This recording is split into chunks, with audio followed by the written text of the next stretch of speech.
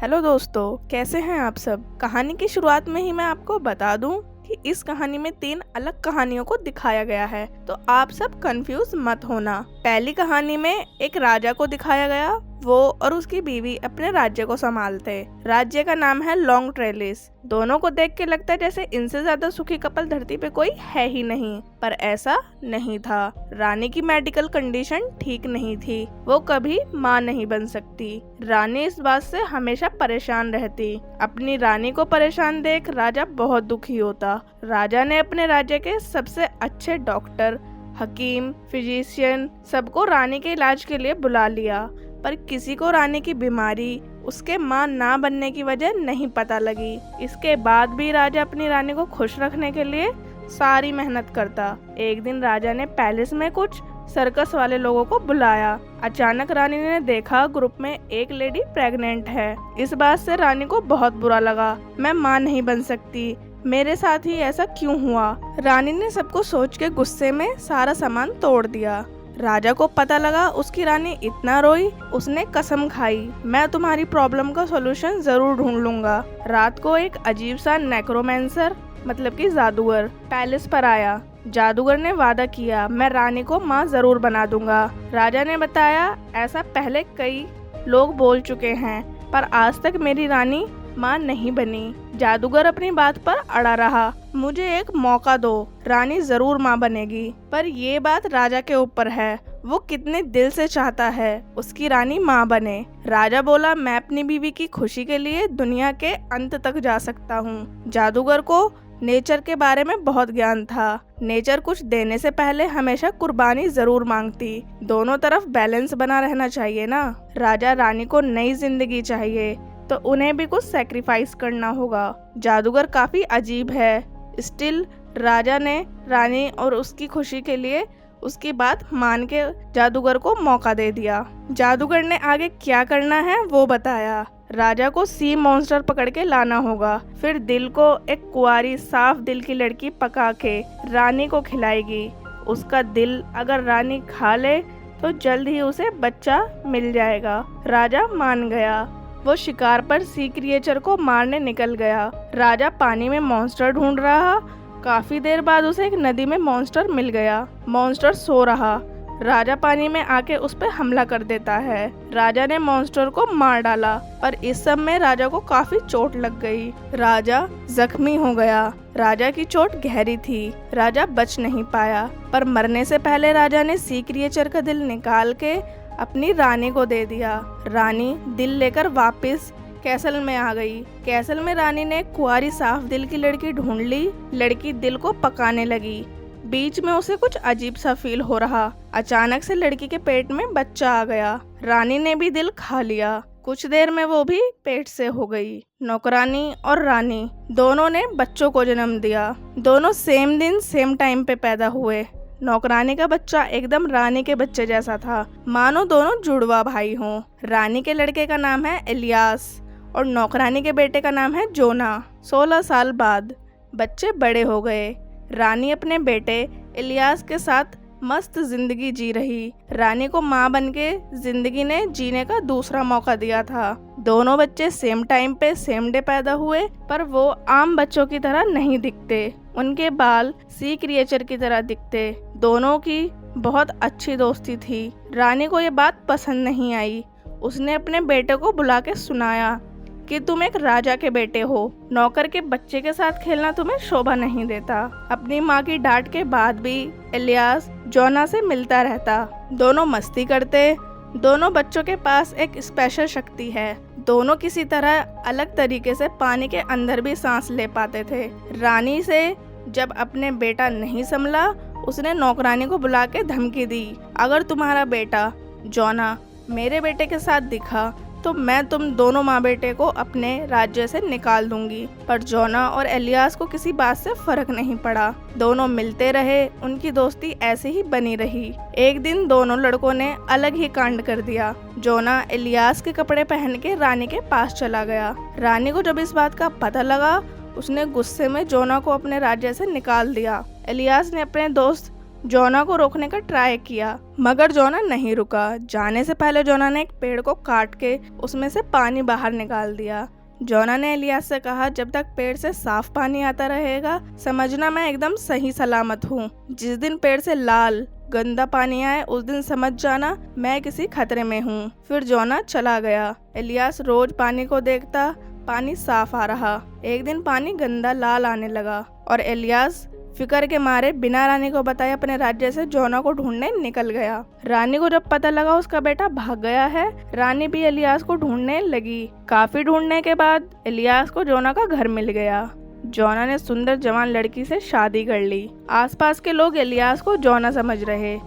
लड़की ने भी इलियास को अपना पति समझ के गले लगाया, क्योंकि दोनों सेम ही दिखते थे। किसी को कुछ पता नहीं लगा। इलियास को पता लगा जोना 5 दिन पहले जंगल में गया था, तब से वो वापस नहीं आया। इलियास अपने दोस्त को ढूंढने जंगल में आ गया। रानी को अपने बेटे की चिंता हो रही। जब इलियास उसे नहीं मिला, रानी एक नए जादूगर के पास आ गई। जादूगर ने पहली वाली बात दोहराई, अगर तुम्हें अपना बेटा वापस चाहिए तो तुम्हें एक जिंदगी सेक्रीफाइस करनी होगी। रानी जादूगर की बात मान लेती है। इधर जोना एक गुफा के अंदर घायल पड़ा। एक उड़ते हुए अजीब से क्रिएचर ने उस पर हमला कर दिया। क्रिएचर जोना को मारने आया। जोना चिल्लाने लगा। आवाज सुन के इलियास गुफा के अंदर आ गया। उसने अपनी तलवार निकाल के क्रिएचर को मार दिया। इलियास को नहीं पता कि क्रिएचर जिसको उसने अभी मारा वो कोई और नहीं, उसकी खुद की माँ थी। पर जादूगर ने ये पहले ही कहा था, जिंदगी के बदले जिंदगी की कुर्बानी। और पहली कहानी यहाँ पे खत्म हो गई। कहानी के एंड में हमें दिखाया गया इलियास राजा बन गया। उसने अपने राज्य को संभाल लिया। अब हम दूसरी कहानी की तरफ बढ़ते हैं। कहानी की शुरुआत में एक राजा और 2 बूढ़ी लेडी को दिखाते हैं। इनका नाम है एमा और डोरा। इस कहानी का राजा बहुत ज्यादा, उसके चारों तरफ लड़कियां 24 घंटे रहती। राजा सारा दिन शराब पे मजे करता। राजा की शादी अब तक नहीं हुई। राजा किसी की बातों से काफी इन्फ्लुएंस था। राजा के अकॉर्डिंग जो लड़की राजा को सबसे ज्यादा खुश कर देगी वो उसे ही रानी बनाएगा। एमा और डोरा पैलेस के पास वाले घर में ही रहती।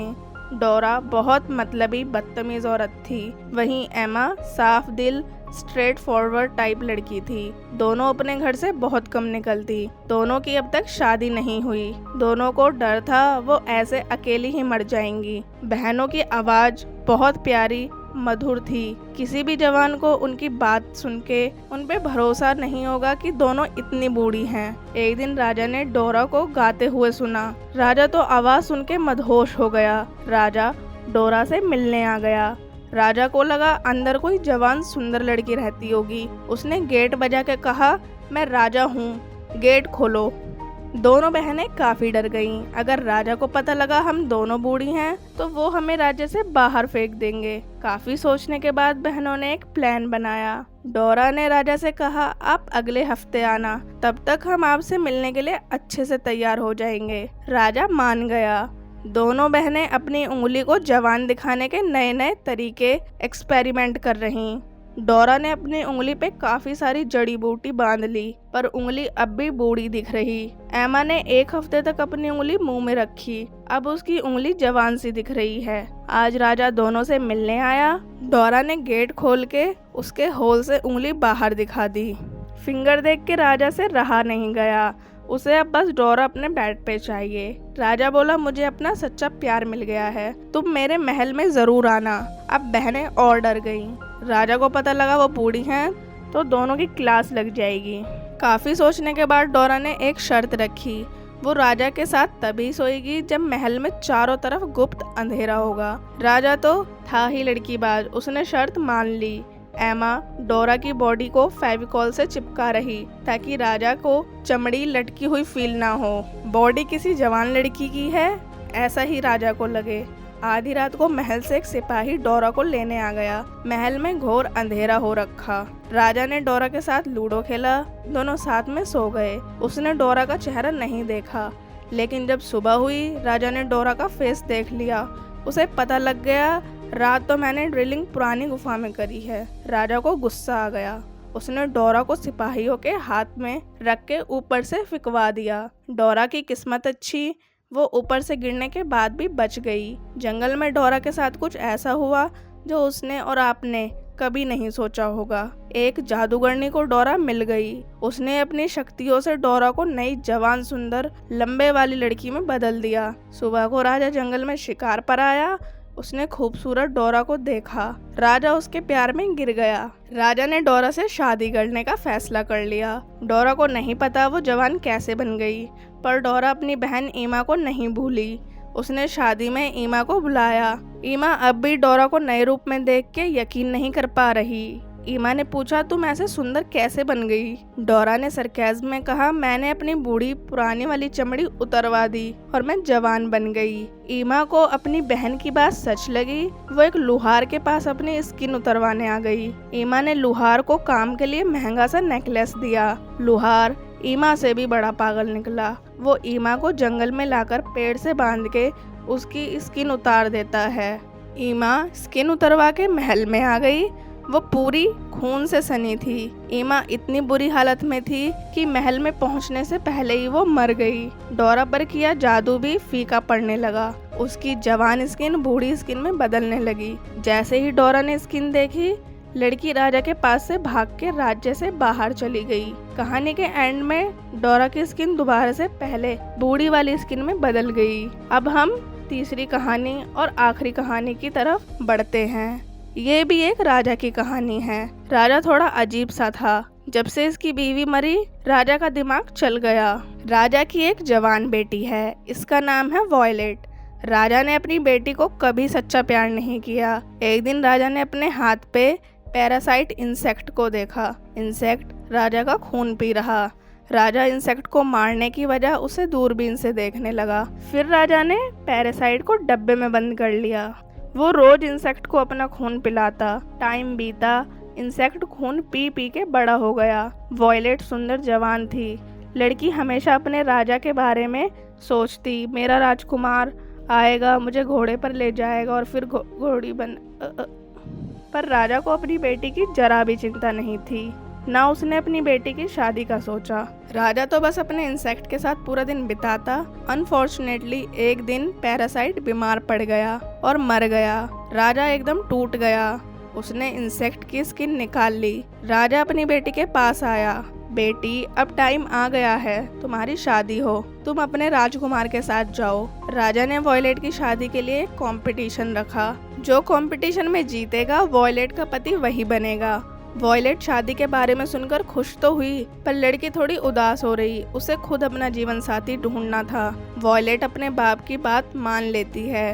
कंपटीशन की बात पूरे राज्य में फैल गई। कंपटीशन वाले दिन पैरासाइट की स्किन को सामने लटकाया गया। जो भी स्किन देख के इंसेक्ट का सही नाम बताएगा, वो लड़का जीत जाएगा और वॉयलेट की शादी उसी से होगी। काफी लड़कों ने स्किन देखी, नाम सोचा और सब गलत थे। ऐसा इंसेक्ट आज तक इतना बड़ा नहीं हुआ। किसी ने इस रूप में इंसेक्ट को नहीं देखा, तो किसी को उसका नाम भी नहीं पता। तभी सभा में एक जानवर खूंखार जैसा दिखने वाला आदमी आ गया। उसे भी कंपटीशन में हिस्सा लेना है। राजा ने ना चाहते हुए भी हाँ कर दी। खूंखार आदमी ने स्किन को सूंघ के सही नाम बता दिया। नाम सुन के वॉयलेट एकदम टूट गई।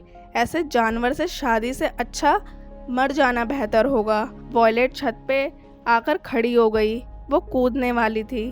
तभी राजा बोला, रुको बेटी, मैं अपना किया वादा नहीं तोड़ सकता।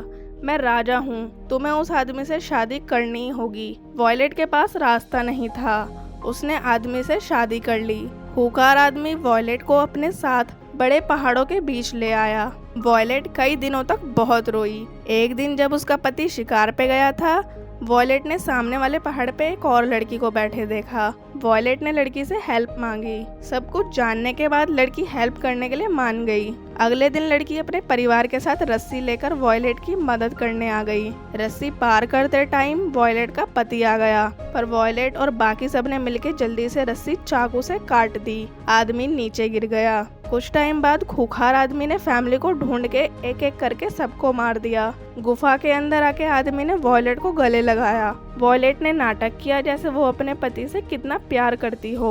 मौका देखते ही वॉयलेट ने टकले की पीठ में छुरा घोंप के उसकी जान ले ली। एंड में हम देखते हैं वॉयलेट अपने बाप के घर वापस आ गई। उसके बाल खुले खून से सने थे। हाथ में उसने अपने पति का सिर पकड़ा था। सब देख के राजा घुटनों पे बैठ गया। वॉयलेट सबके सामने कहने लगी, देखो इसको आपने मेरे पति के तौर पे चुना था। लड़की रोने लगी।